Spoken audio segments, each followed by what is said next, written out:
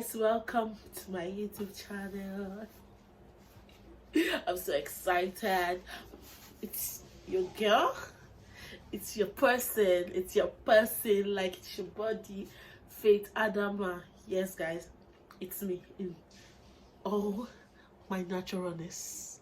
I don't know if there's a word like that, but it's just me here.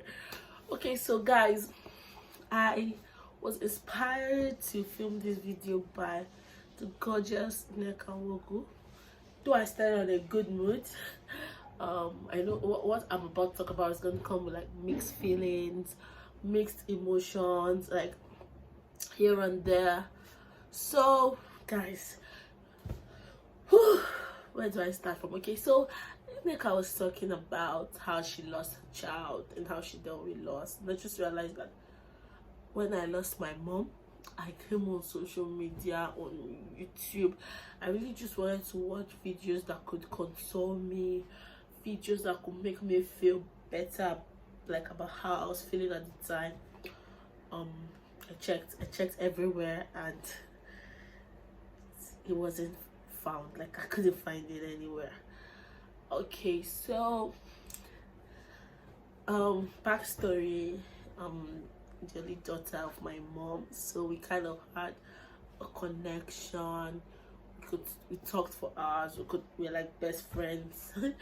We literally talked about everything. The extent that someone would piss my mom at home, she would come back home and she'd be like, "Oh, do you know what happened? This happened, that happened," and it was really beautiful. What I had with my mom, like, it was really, really beautiful.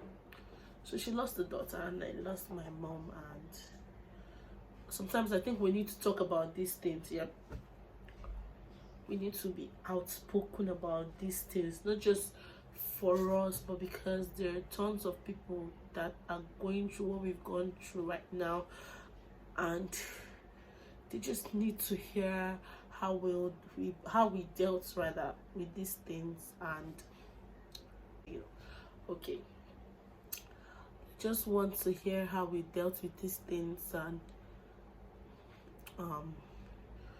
well, how we overcame them. Yeah, wow, this is 22 minutes gonna have not said anything because it's really emotional. It's really taking a lot from me to really, come here and talk about it, because I know that plenty people are going to have like plenty perspectives about what I'm about to talk about. Many people might have gone through it. Many people might not necessarily resonate with what I'm saying because they haven't been through it, but it's tough. Like my eyes are already teary just thinking about it. But let's talk about it. Let's talk about it, guys. I can do this. I know I can talk about this stuff. Okay. So when I lost my mom, I was like in final year. Obviously, I'm done with school now, done with service, and I work a 9 to 5. But at the time I lost my mom, I was in final year. I was writing my project and preparing for my final exams. It was tough, guys. I won't even lie. It was really tough. Like, it was as if in one split second, like my world was crashing, and it was really tough. It was really very downtime for me. I felt lost, I felt out of place, I felt cheated by God, just being real and raw. And when I was going through that stuff, I found that I lost a lot of people. Like, I lost close friends, like I lost people that I thought would be there for me, but they just found excuses to not be there, to not be in that situation. I don't know if that makes sense. They just found excuses to joke me. They found excuses to, shy away from what I was going through. And guys, see, I'm not judging them. It's totally okay. It's like fine. Not everybody has that responsibility to be there, and I'm not entitled or anything. But they're just people you expect so much from. Yeah. So yeah, people looked for excuses at that time. People started blaming me. God, I was going through stuff. Some people were like looking for, "Oh, you didn't call me." I was like, what? Guys, people that are close to me and everything, but I don't want to go to that. So I fell into depression, and this is like being raw. I was drowning and smiling and being gifers. Why? My younger brother spoiled my video. Okay. So I was drowning and it was really hurtful to lose the one person that meant the world to me. It's like a gift was snatched from my hand, a gift so dear, a gift so precious, a gift that money cannot buy.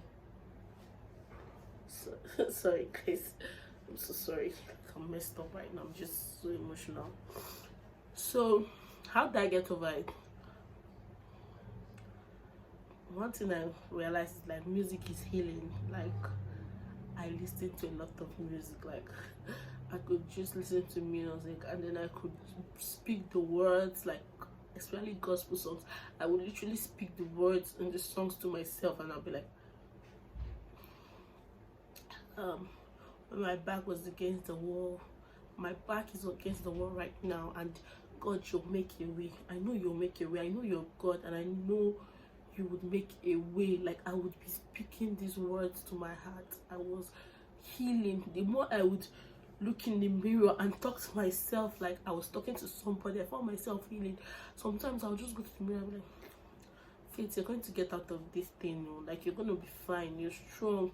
You're a strong girl. You can do all things through Christ. And that was something my mom always said, like you can do all things through Christ. So I'll just say back to myself, Faith, you can do all things through Christ. You can be fine. You're strong. You can do this. I know it was really difficult, but then it inspired me. Every time I said it to myself, I found myself getting better. And then, okay, there's this episode I don't want to talk about. Like I had an issue with some lecturer and stuff, but I don't want this past. At that time, I was like, oh, God. When I was receiving healing, I was like, this man wants to come and scatter the healing process. Like he was frustrating me. I was dealing with losing my mom. I was dealing with school. It was a lot, guys. It was a lot. So every time I'll just come back home and cry and be like, Faith, you can do this thing. You can get over it. And I will find myself healing. And that thing that made me heal were friends. I have amazing friends. I won't even like guys like this one. My friends I will never forget, and I will never trade for the world, because every time they notice that my mood was off, they will start taking it personal. What's wrong with you? Are you okay? Do you want this? Do you want that? Just having people that were, observant enough to know my mood changes helped me stay happy, because I'll be like, well, first person come and ask me what's wrong with me, let me just stay fine, let me just stay smiling, let me just stay happy. Genuinely, I started to get happy. And that thing again that worked for me was prayers. I'm not trying to be spiritual or anything, but prayer works. Like when you're so confused and when you're at a point in your life that you really do not understand what way to go, you get, guys. Prayer is like your escape route. Like when you start talking to God as if he's sitting right there, and then you start asking him the questions. I know people say don't question God, but in the place of prayer you can ask questions and God will give you an answer to them. Like, God, I don't know why this thing happened, and I need you to give me peace. I'm bitter, I'm hurting, I'm unforgiving, I'm hating on people I shouldn't be hating on. I just feel like the world snatched something there from me, and right there and then I found closure with God. I found God, like I got closer to God. So guys, it might be prayers that works for you. What works for me may not necessarily work for you, so you have to try all those avenues. Another thing that helped me was Bible study. My sister gave me, one of my cousins gave me a devotional, and it's something about women. I can't remember the name right now, or I'll probably write it while I'm editing this video. So every time I read that book in particular, it's like every day was talking to me. Every day was a healing process for me. It was like a therapy. section for me. So it helped me heal, helped me feel better. For some people, they may not even be calm enough to, you know, read, or be calm enough to, yeah, read basically. But for me, I was able to read.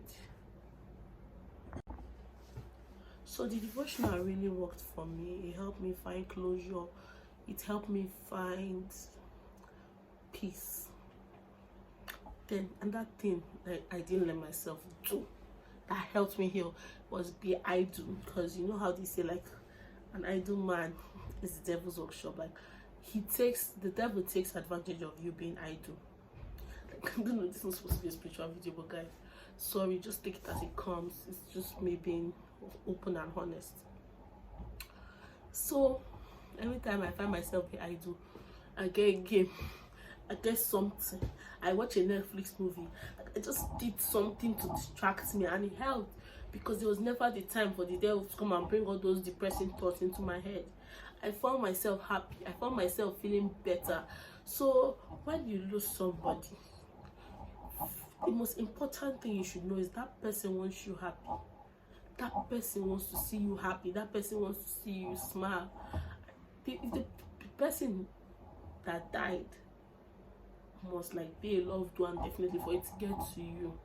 And you should know that your loved ones will want you happy. So I kept saying, my mom wanted me happy more than anything in this world.